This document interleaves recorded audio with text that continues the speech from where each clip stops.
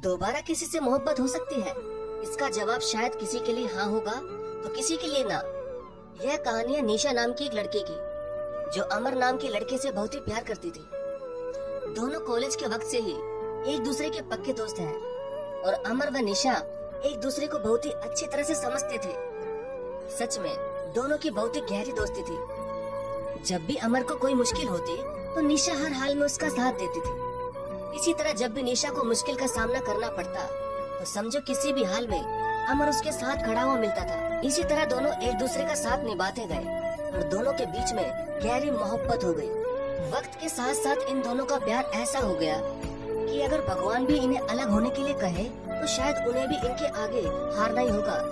अब कुछ ही समय बाद दोनों की कॉलेज की पढ़ाई खत्म हो गई और अमर और निशा दोनों ने ही अच्छी जॉब ज्वाइन कर ली और इनकी जिंदगी भी सही से खुशी से गुजर रही थी। फिर एक दिन निशा ने अमर से कहा कि अमर, अब हमें शादी कर लेनी चाहिए। अमर ने निशा की बात सुनकर कहा कि ठीक है, मैं आज ही अपने घर वालों से बात करता हूँ और तुम भी अपने घर वालों से बात कर लेना। परिवार वालों से एक दूसरे ने बात की तो उनके परिवार वालों को यह रिश्ता पसंद आ गया और उन्होंने हाँ कह दी इस रिश्ते के लिए। कुछ समय बाद ही दोनों की सगाई का मुहूर्त भी निकल गया और कुछ ही दिनों में दोनों की सगाई भी काफी धूमधाम से हो गई। कुछ दिनों बाद अमर ने अपनी कंपनी स्टार्ट की जिसमें निशा भी साथ थी। दोनों एक साथ अपनी नई कंपनी को अच्छे से चलाने लगे और कुछ ही समय में उस कंपनी में काफी प्रॉफिट भी होने लगा। वह उनका बिजनेस अच्छा खासा चलने लगा। एक दिन अमर को बिजनेस के सिलसिले में किसी दूसरे शहर जाना पड़ा। वहाँ उसकी मुलाकात प्रेम से होती है। दोनों बिजनेस मीटिंग अटेंड करने के बाद बिजनेस पार्टी अटेंड करते हैं। पार्टी में अमर और प्रेम की अच्छी दोस्ती हो जाती है। उस वक्त दोनों एक दूसरे को अपनी लाइफ की बातें शेयर करते हैं और दोनों हमेशा अपनी दोस्ती निभाए रखने का वादा करते हैं। तभी जब अमर अपनी गाड़ी में घर जा रहा था तो अचानक प्रेम की गाड़ी ने अमर की गाड़ी को पीछे से टक्कर मार दी और अमर यह हादसा बर्दाश्त नहीं कर पाया और वहीं पर उसकी मौत हो गई। जब निशा को और अमर के घर वालों को यह बात पता चली कि अमर का एक्सीडेंट हो गया और वह इस दुनिया में नहीं रहा तो वो यह सदमा बर्दाश्त नहीं कर सके। निशा तो पूरी तरह ही सदमे में थी, पर निशा को यह नहीं पता था कि अमर का एक्सीडेंट प्रेम की वजह से हुआ था। प्रेम से निशा और अमर के घर वालों की ऐसी हालत देखी नहीं गई। वह उनकी मदद करने गया मगर अमर का दोस्त नहीं बल्कि अमर के द्वारा किया गया एक एम्प्लॉय बनकर कंपनी में जॉब ज्वाइन करने वाला था।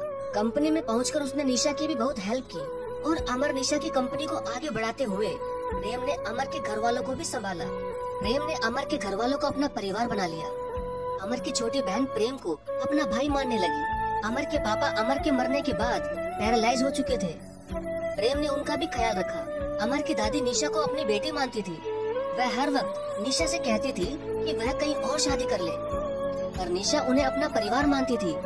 उसने कभी कहीं और शादी करने की नहीं सोची क्योंकि वह अमर से बहुत ही ज्यादा प्यार करती थी और उसे भूलना उसके बस की बात नहीं थी। प्रेम धीरे धीरे अमर के परिवार के घर का हिस्सा बन चुका था और प्रेम को निशा से भी प्यार हो चुका था। निशा भी प्रेम के इतने अच्छे बिहेवियर से बहुत ही ज्यादा खुश थी।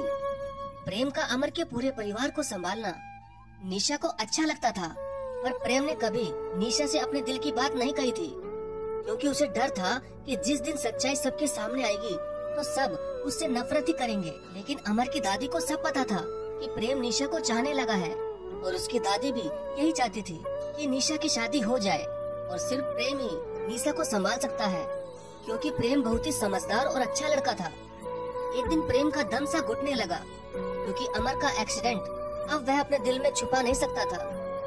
सच्चाई उसे बतानी ही थी और मौका देखकर उसने सारी सच्चाई सबके सामने बता दी और उसने यह भी कहा कि अनजाने में उससे एक्सीडेंट हो गया था और अमर की मृत्यु हो गई। यह सब सुनने के बाद सबको काफी दुख हुआ और प्रेम पर बहुत ही ज्यादा गुस्सा भी आया।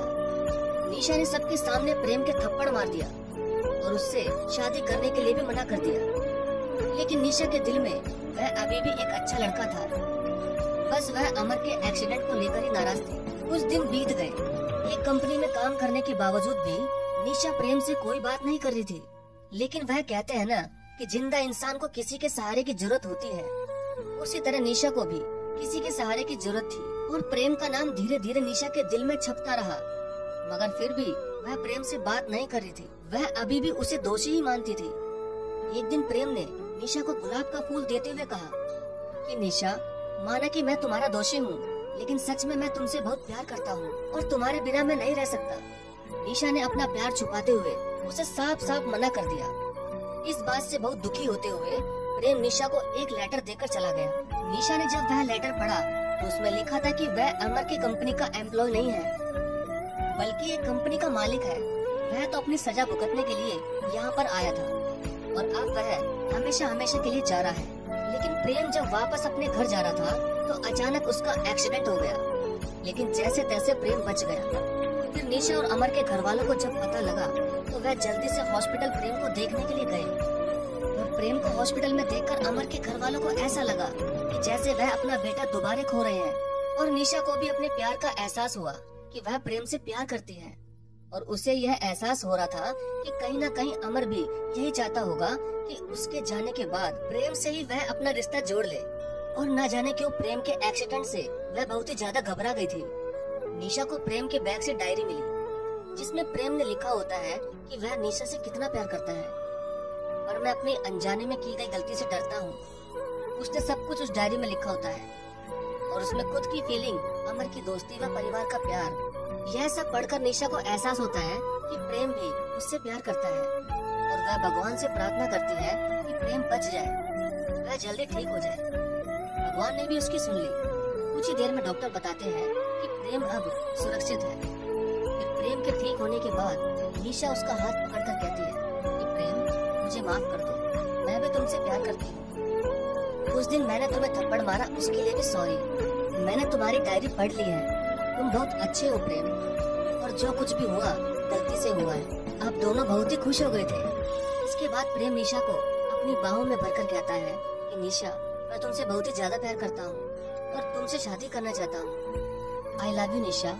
फिर निशा और प्रेम दोनों ही शादी कर लेते हैं और खुशी खुशी अपनी जिंदगी बिताते हैं। और निशा, जिसको लगता था कि वह अब किसी से प्यार नहीं कर पाएगी, उसे खुद दोबारा प्रेम से सच्चा प्यार हो गया। लेकिन दोस्तों, अमर उसका पहला प्यार था और पहला ही प्यार रहेगा। और निशा के दिल के कोने में आज भी अमर बसता है। ये बात निशा ने कभी किसी को नहीं बताई कि आज भी वो अमर से बेहद प्यार करती है और उसकी आत्मा तो पहले ही उसकी हो चुकी थी। बस ये शरीर और निशा का थोड़ा सा प्यार प्रेम का है।